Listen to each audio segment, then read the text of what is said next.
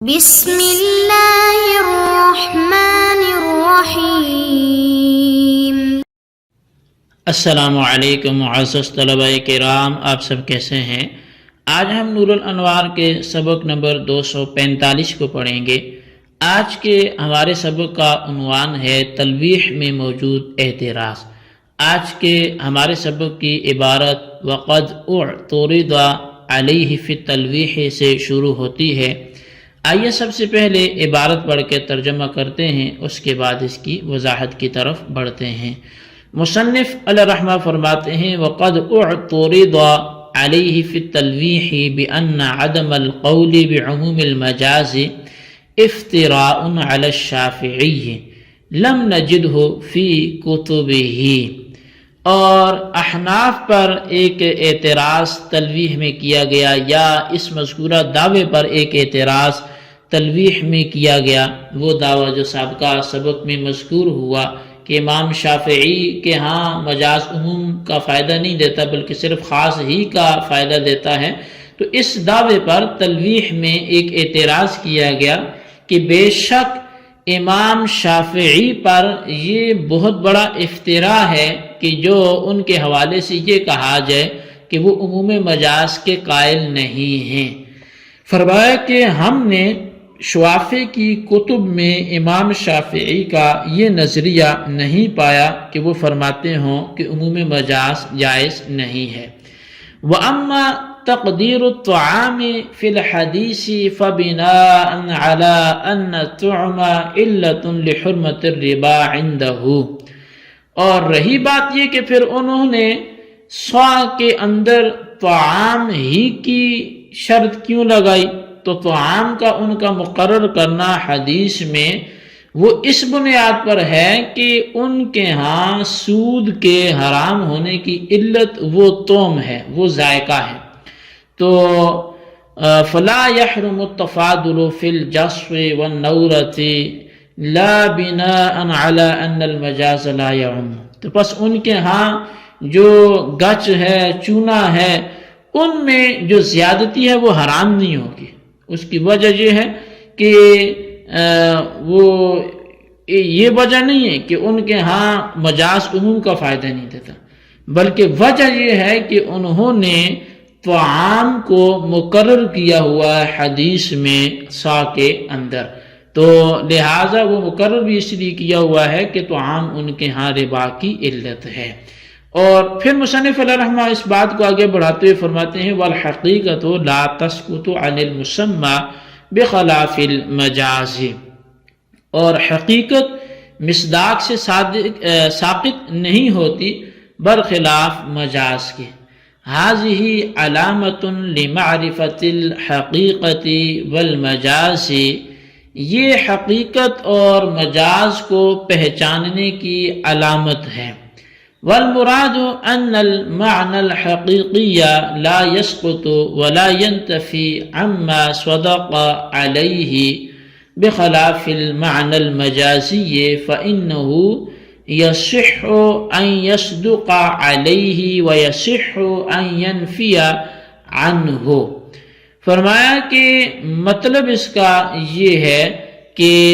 یہ حقیقت اور مجاز کو پہچاننے کی علامت ہے،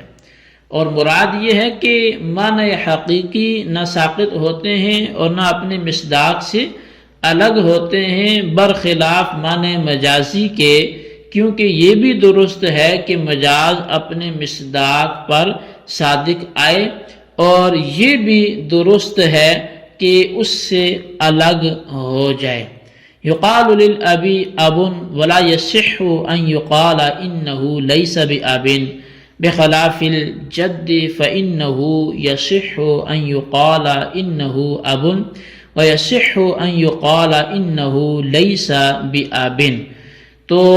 فرمایا کہ چنانچہ باپ کو باپ کہا جاتا ہے، اور یہ کہنا صحیح نہیں ہے کہ وہ باپ نہیں ہے، یہ کہنا صحیح نہیں ہے کہ وہ باپ نہیں ہے، برخلاف جد کے یعنی کہ دادے کے، کہ فإنه يصح ان يقال انه اب، کہ وہاں یہ بات صحیح ہے کہ یہ بولا جائے کہ وہ اس کا باپ ہے، اور یہ کہنا بھی صحیح ہے کہ وہ اس کا باپ نہیں ہے۔ وَقَذَا الْهَيْكَلُ الْمَعْلُومُ يَصِحُّ أَن يُقَالَ عَلَيْهِ إِنَّهُ أَسَدٌ وَلَا يَنْفِي عَنْهُ بِأَن يُقَالَ إِنَّهُ لَيْسَ بِأَسَدٍ بِخِلَافِ الرَّجُلِ الشُّجَاعِ فَإِنَّهُ يَصِحُّ أَن يُقَالَ إِنَّهُ أَسَدٌ وَأَن يُقَالَ إِنَّهُ لَيْسَ بِأَسَدٍ۔ فرمایا کہ اسی طرح ہیکل معلوم کے بارے میں یہ صحیح ہے کہ اس کے بارے میں یہ کہا جائے کہ وہ شعر ہے اور اس سے اس کی نفی نہیں کی جا سکتی، بہی طور پر کہ یہ کہا جائے کہ وہ شعر نہیں ہے برخلاف بہادر شخص کے، اس لیے کہ یہ کہنا صحیح ہے کہ یہ شعر ہے اور یہ کہنا بھی صحیح ہے کہ یہ شعر نہیں ہے۔ جی طلبہ کرام، یہ ہمارے آج کے سبق کی عبارت اور اس کا ترجمہ تھا جو آپ نے سماعت کیا۔ آئیے اب اس کی وضاحت کی طرف بڑھتے ہیں۔ اچھا، سب سے پہلے تو آج کے سبق میں ہم نے دو باتیں پڑھنی ہیں، ایک تو تلویح میں موجود اعتراض اور اس کے جواب کو پڑھیں گے، اور دوسرا پھر ہم حقیقت اپنے مصداق سے وہ ساقط ہوتی ہے یا نہیں ہوتی، تو اس حوالے سے بھی ہم پڑھیں گے۔ تو سب سے پہلے اعتراض اور اس کے جواب کی طرف بڑھتے ہیں جی۔ تو شارح منار ملا جیون علیہ رحمہ صاحب نور الانوار نے فرمایا کہ ماتن کے بیان پر تلویح میں یہ اعتراض کیا گیا ہے کہ امام شافعی علیہ رحمہ کی طرف عموم مجاز کے قائل نہ ہونے کی نسبت کرنا یہ امام شافعی علیہ رحمہ پر بہتان ہے، اس لیے کہ امام شافعی علیہ رحمہ کی کتابوں میں یہ مذہب کے عموم مجاز جائز نہیں ہے، کسی جگہ نہیں دیکھا گیا، یعنی یہ والا مذہب کہ عموم مجاز جائز نہیں، یہ کسی جگہ پہ بھی نہیں دیکھا گیا۔ اگر امام شافعی کا یہ مذہب ہوتا تو ان کی کسی کتاب میں ضرور منقول ہوتا۔ تو بہرحال عموم مجاز کے قائل نہ ہونے کی نسبت امام شافعی علیہ رحمہ کی طرف کرنا یہ بالکل غلط ہے، اور جب یہ غلط ہے تو یہ صحیح ہوگا کہ امام شافعی بھی عموم مجاز کے قائل ہیں۔ لیکن اس پر یہ سوال ہوگا کہ جب امام شافعی عموم مجاز کے قائل ہیں تو حدیث مذکورہ میں سوا سے خاص طور پر طعام کیوں مراد دیا گیا، بلکہ کل ما یحل فی الصا،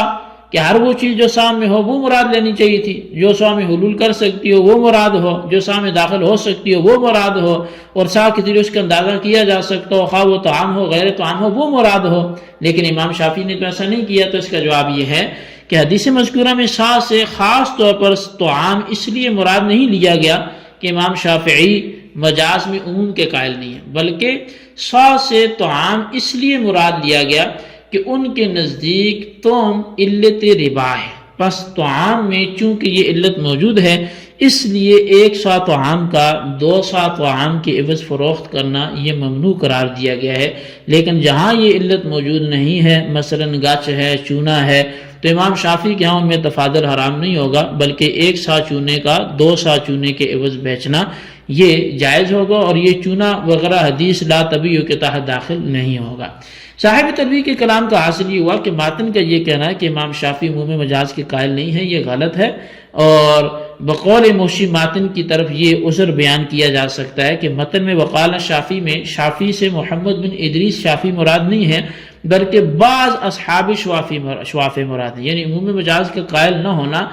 بعض اصحاب شوافی کا مذہب ہے، اور حضرت امام شافعی رحمہ کا مذہب یہ نہیں ہے۔ بس اس عذر کے بعد ماتن کی عبارت بے غبار ہو جائے گی اور اس پر کوئی بھی اعتراض واقع نہیں ہوگا۔ اب دوسری بات کہ حقیقت جو ہے وہ اپنے مصداق سے ساقط نہیں ہوتی۔ مصنف نے فرمایا کہ حقیقت اور مجاز کے پہچاننے کی علامت یہ ہے کہ معنی حقیقی اپنے مصداق اور مسمى سے کبھی جدا نہیں ہوتے، یعنی ایسا نہیں ہوتا کہ لفظ حقیقی کی اس کے معنی موضوع لہو سے نفی کرنا درست ہو، اس کے برخلاف مجاز کے کہ وہ اپنے مصداق سے جدا ہو جاتا ہے، یعنی اس کا اپنے مصداق پر صادقانہ بھی درست ہے اور مصداق سے الگ ہونا بھی درست ہے۔ چنانچہ لفظ اب کے حقیقی معنی تو باپ کے ہیں، اور اس کا مصداق وہ شخص ہے جس کی طرف نسب منسوب ہے، لہٰذا اس شخص کے بارے میں یہ کہنا تو درست ہوگا کہ یہ شخص باپ ہے، لیکن اس سے باپ کی نفی کرتے ہوئے یہ کہنا درست نہیں ہوگا کہ یہ باپ نہیں ہے، کیونکہ یہ حقیقی معنی مصداق سے الگ نہیں ہوتا۔ اور لفظ اب کے مجازی معنی دادا کے ہیں، یعنی دادا پر مجازن لفظ اب کے اطلاق ہوتا ہے، لہذا دادا پر اب کے اطلاق کرنا بھی درست ہے اور دادا سے اب کی نفی کرنا بھی درست ہے، یعنی دادا کے بارے میں یہ کہنا بھی درست ہے کہ وہ باپ ہے اور یہ کہنا بھی صحیح ہے کہ وہ باپ نہیں ہے۔ اسی طرح لفظ اسد کے بارے میں